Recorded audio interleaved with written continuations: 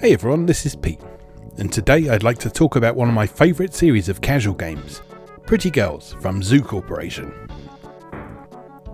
Zoo Corporation is a company that I find endlessly fascinating because it has a lot of strings to its bow. It develops medical prescription systems and video games, with its first video game release being Breakthrough, a same game style puzzler that had Tetris creator Alexei Pajitnov all over its packaging and marketing material, despite him having absolutely nothing to do with the game whatsoever. Today, Zoo's video game output can further be subdivided into relatively mainstream family-friendly material and adults-only sexually explicit visual novels through its Norn, Miel, Sybil and Umesta imprints, with many of the latter having found themselves translated into English in more recent years by independent localisers Cherry Kiss Games. The Pretty Girls series sort of straddles the line between the latter two areas, in that it uses characters from the company's extensive range of erotic visual novels, but places them in the context of a series of casual games. And just to make matters slightly more complicated, the console ports of these casual games, published by East Asia Soft, are available in both digital and physical formats, with the physical Nintendo Switch versions, produced by the UK-based Funbox Media, featuring nude artwork that isn't available in the other releases. In other words, while these games aren't full-on sexually explicit titles like the visual novels the characters are drawn from, if you do want to see naked titties, you'll want to pick up the Nintendo Switch Pretty Girls Collection cartridges from Funbox. With that explanation out of the way, let's take a look at the various games available in this extensive series. The Pretty Girls series is probably most associated with its various Mahjong Solitaire games, of which there have been multiple since 2015. These all share the same concept, which is a fairly no-nonsense implementation of the game Mahjong Solitaire, also known as Shanghai Solitaire. For the uninitiated, Mahjong Solitaire is a single-player puzzle in which Mahjong tiles are stacked in a particular arrangement on a board, and your aim is to remove all the tiles by pairing them up. You can't just pair up any old tiles, however, you can only match those which are free, which means that you're able to slide them out sideways in either direction without disturbing any other tiles. While the layout of tiles is fixed for each puzzle, the actual specific tiles in the arrangement are drawn randomly, meaning that there's not necessarily a guaranteed solution. Some variations and modes allow you to shuffle the tiles if you get yourself stuck, while others require you to start the whole puzzle over again. All of the Pretty Girls Mahjong Solitaire games follow the same structure. There are several of the titular Pretty Girls available, each of whom has several different costumes to unlock. To unlock each costume, you must play through 3 rounds of Mahjong Solitaire, each with a different arrangement of tiles. On the third round, the girl will gradually change into her new outfit according to your progress in the puzzle, and series convention dictates that this is accompanied by some of the most ridiculously, delightfully overdramatic music imaginable.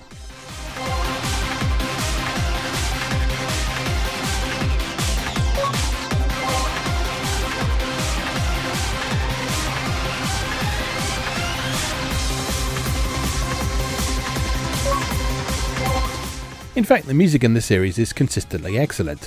While most, if not all of it, is drawn from royalty-free sources such as Dover Syndrome, it is all expertly chosen to complement the action and keep things feeling energetic, interesting and varied. While most of the games in the Pretty Girls Mahjong Solitaire series unfold in pretty much the same way, the latest entry, Delicious Pretty Girls Mahjong Solitaire, mixes things up a little with a scoring system that rewards you for quickly making matches and having as much time as possible available when you beat the level. Delicious Pretty Girls Mahjong Solitaire also features more varied graphical effects, further enhancing the endearingly energetic feel of the series and helping make what is normally a rather quiet cerebral game into something with arcade-style appeal. Alongside the Pretty Girls series, Zoo Corporation has also put out a couple of games in the Bishoujo Battle series, which can be considered an extension of the Pretty Girls series. Bishoujo Battle Mahjong Solitaire, for example, is just Delicious Pretty Girls Mahjong Solitaire, only with a cast made up of girls with guns drawn from Zoo Corporation's now defunct mobile game Rick G. Earth, which closed down in 2019. East Asia Soft has also used the Pretty Girls Mahjong Solitaire series as the basis for its own contribution to the overall franchise. Otoko Cross Pretty Boys Mahjong Solitaire is pretty much identical to Delicious Pretty Girls Mahjong Solitaire in gameplay terms, with its main difference being that it features cross-dressing boys instead of girls. The reception to this game and its follow-up has been positive, and East Asia Soft hopes to build out the Otoko Cross brand into its own distinct series of casual games. Given the diverse array of games that Pretty Girls has turned its hand to so far, the series has a long and bright future ahead of itself. The next subgenre of casual gaming that the Pretty Girls series turned its attention to was the line-drawing area capture game, which it refers to as the Panic series, after Kaneko's popular series of Gal's Panic arcade games from the 1990s. Gal's Panic, in turn, was a clone of Taito's 1981 arcade title Kicks and its follow-ups, only with added Pretty Girls. The first of these is Pretty Girls Panic, which takes the standard Kicks formula of requiring you to uncover a particular proportion of the stage's background and placing the pretty girls in that background. Unlike Gal's Panic, you don't necessarily need to uncover the girl's silhouette to clear the stage, you simply need to uncover enough of the background to reach the target threshold. Like Gal's Panic, Pretty Girls Panic opposes your efforts with a variety of enemies, each of which behave in specific ways. All of them are marine themed to go with the beachside holiday theming of the game as a whole, and succeeding at the levels gradually becomes a combination of determining an appropriate strategy to deal with the enemies, and actually executing that strategy with appropriate timing. Pretty Girls Panic was followed up by Pretty Girls Panic Plus, which is a similar concept with some additional elements to bear in mind, such as stage gimmicks and a larger variety of enemies. It also features a non-stop arcade mode, as well as the standard stage-by-stage gameplay, giving it plenty of longevity. Bishoujo Battle got its own Panic game too, in the form of Bishoujo Battle Cyber Panic, which is probably the best showcase of the excellent character art from Rick G. Earth. It's also probably the most challenging of the Panic games, so be prepared for this one to put up quite a fight. There's no Otoko Cross Panic game as yet, but I suspect it's only a matter of time. You don't get more casual game than Klondike Solitaire, best known to many as the form of Solitaire that used to be bundled with Microsoft Windows. And indeed, the Pretty Girls series has, of course, turned its attention to this classic card game. Only once this time, unlike the myriad Mahjong Solitaire games in the series, but it's a solid implementation nonetheless. Like Pretty Girls Mahjong Solitaire, Pretty Girls Klondike Solitaire offers a series of attractive female companions to accompany your play session. As you successfully bear off cards from the main tableau into the 4 foundation stacks, the girl gradually changes into a new costume, and the quicker you achieve this, the more points you earn.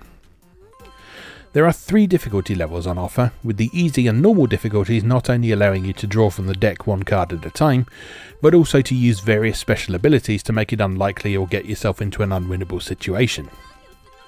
These include the option to expose a face down card, shuffle all the cards up, or simply get a hint on what to do next.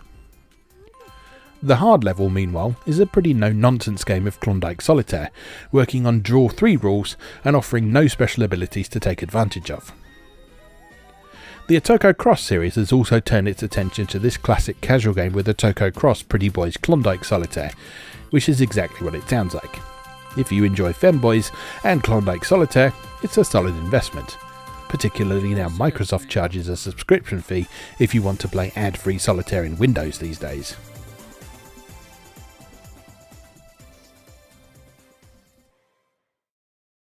While most of the games in the Pretty Girls series are based on Solitaire games, there are a couple that allow you to directly compete against the girls in games of Texas Hold'em Poker. Both of these games are functionally pretty much identical, though Poker Pretty Girls Battle Texas Hold'em is arguably a slightly superior game to Poker Pretty Girls Battle Fantasy World Edition, thanks to its slightly more believable opponent AI. Your appreciation of these games will likely be determined mostly by whether or not you believe a game such as poker can be convincingly simulated when playing against computer-controlled opponents. Personally speaking, they're probably my least favourite entries in the series as a whole, but they're certainly not bad, and if you're a poker fan, they're also some of the most replayable.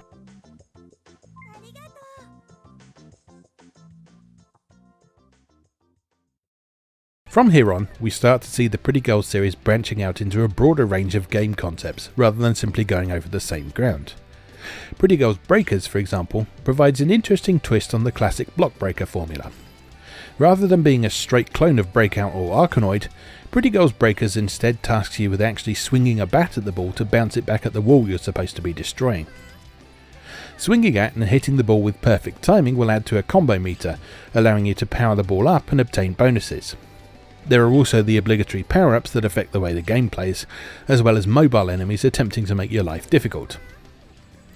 Unusually for a game of this type, the enemies actually shoot at you and can cause you to lose a life, though you can also hit their bullets back at them using your bat, allowing both opportunities for revenge and additional potential for destruction.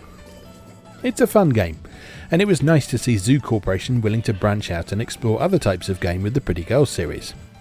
And, since Pretty Girls Breakers, we've been seeing a good variety of different game styles on offer. For example, Pretty Girls Rivers returns to the Mahjong Solitaire formula, but with a different type of game known as Shisen Sho. Here, the tiles are not stacked several layers high as in traditional Mahjong Solitaire, but instead laid out in a single layer. The objective is once again to eliminate all the tiles on the board, but this time matches can only be created by drawing a line between two tiles that has no more than 2 turns in it. Pretty Girls Rivers is a fun game that is very enjoyable to waste an hour or two with, but its main problem is that its puzzles are pretty easy in comparison to traditional Mahjong Solitaire. The nature of the game makes it less prone to randomness than standard Mahjong Solitaire, meaning that yes, it's a lot more accessible to newcomers, but it's also easy to romp through for puzzling veterans. The game's scoring system does add a touch of longevity to the experience by providing you the opportunity to achieve a theoretically perfect score on each and every stage, and the new diorama mode allows you to set up your own custom scenes using multiple Pretty Girls at once. But out of all the games in the series, this is probably the one you'll blast through the quickest. Not necessarily a bad thing, but something you may wish to bear in mind. Pretty Girls Speed, meanwhile, is another game in which you compete directly against the Pretty Girls, this time in an arcade-style card game with simple rules. In Pretty Girls Speed, both you and your opponent have a hand of 4 cards, and there are 2 face-up stacks of cards in the middle of the table. All you need to do is get rid of your whole deck of cards before your opponent, and you achieve this by playing cards from your hand onto the central piles that are 1 higher or lower in value. Rather than being a turn-based game, Speed unfolds in real time, with both players playing their cards simultaneously. Thus it becomes a surprisingly frantic affair, particularly when playing against a skilled opponent, and despite the simplistic concept, it works extremely well as a video game. Pretty Girls Speed has a lovely cyberspace-style presentation and some gloriously sci-fi sound effects which sound like they've come straight out of Phantasy Star Online, but it's a bit of a shame that it omits the gallery and diorama features from previous Pretty Girls games, and that your opponents don't have unlockable costumes. There's still plenty to enjoy here, with a series of opponents to take on in best of 3 battles and a 100-stage challenge mode to take on, and it's definitely one of the most polished Pretty Girls games to date. Don't let the simplicity of the concept put you off this one, it really is a lot of fun.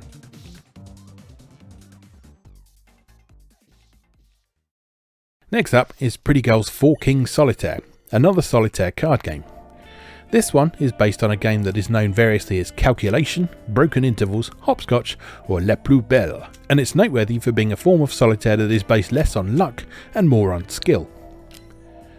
I shan't pretend to understand exactly how you can get good at Pretty Girls 4 Kings Solitaire, as I'm still a relative newbie to it, but it is reasonably easy to understand once you get the hang of the basic concepts. Like many other forms of solitaire, your aim is to build up multiple foundation piles, but this time around they're not organised by suit. Instead, each advances at a different rate, the first via value of 1 at a time, then 2, then 3, then 4. Your aim is to get all of these foundation piles to reach a king, hence 4 kings, which will take exactly 13 cards in all cases, taking into account how the deck wraps around from king to ace. In order to achieve this, you draw 1 card from the deck at a time, and then either place it on a foundation pile if it will fit in the sequence, or into one of the available tableau spots on the table if it will not. Once placed in the tableau, the card cannot be moved again until it can be put in one of the foundation piles. The tricky bit comes when you get a string of cards that you have to play onto the table, because if you run out of empty slots you have to start stacking cards on top of one another, and the only tableau cards that can be played to foundation piles are the ones on top of a stack. In standard 4 King Solitaire rules, there are 4 slots on the table, but the various difficulty levels in Pretty Girls 4 King Solitaire allow you to have up to 6. The lower difficulty levels also provide you with a number of special abilities, similar to those seen in Pretty Girl's Klondike Solitaire, making it more likely to be able to clear the full deck. Out of all the Pretty Girls games, this is probably the one that takes the most initial learning, though once you get the hang of the basic concept it becomes more about figuring out solid strategies rather than remembering complicated rules. Like the other later Pretty Girls games, this has solid presentation alongside its friendly casual gameplay, and with plenty of difficulty levels, opponents to challenge and an inherently strong replayability factor, this is a game that can potentially keep you busy for quite some time.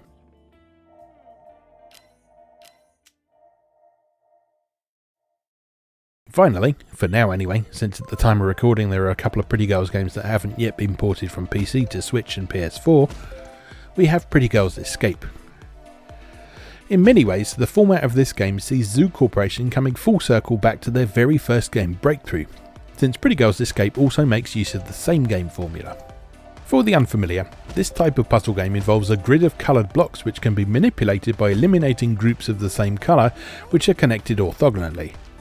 In the most simple same game puzzlers, the aim is simply to score as many points as possible by clearing large sections of the board at once, and ideally clearing out the entire stage. Pretty Girls Escape represents a popular variation on the formula, in which your aim is not to clear the board, but rather to clear a path for a specific item or block to reach the bottom of the stage. In this case, your job is to ensure that the blocks depicting the Pretty Girls' faces are able to escape by dropping into special containers that are waiting for them. Early in the game, this is a relatively straightforward matter of simply clearing the blocks strategically, but as the game progresses, various stage gimmicks are introduced. Some blocks are fixed in place, for example, while others will cause you to fail the stage immediately if the Pretty Girls blocks touch them. You'll also need to bear in mind that the Pretty Girls blocks are 4 times the size of the regular blocks, and thus will sometimes require some careful manipulation to ensure they end up in the appropriate receptacle. Eventually, the game becomes as much a Klondike sliding block puzzle as it is a take on same game, and there are some pretty fiendish brain teasers to unravel as you progress. Each stage is also given a certain degree of replay value through a scoring system and optional objectives to achieve, such as solving the puzzle within a certain number of moves and with a particular number of blocks of a certain colour having been eliminated.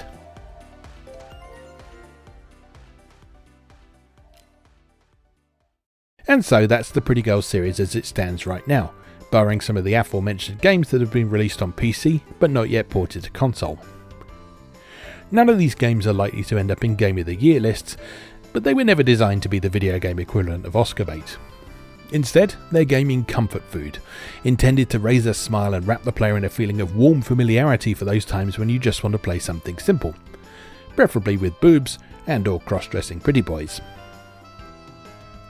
I've honestly been really happy to see what a positive response the Pretty Girls and Otoko Cross series have had to date. In a world where games like this have largely been relegated to microtransaction stuffed free-to-play or subscription-based mobile garbage, it's reassuring to know there's a series out there that is happy for you to just sit back, relax, and have some sexy fun, no strings attached.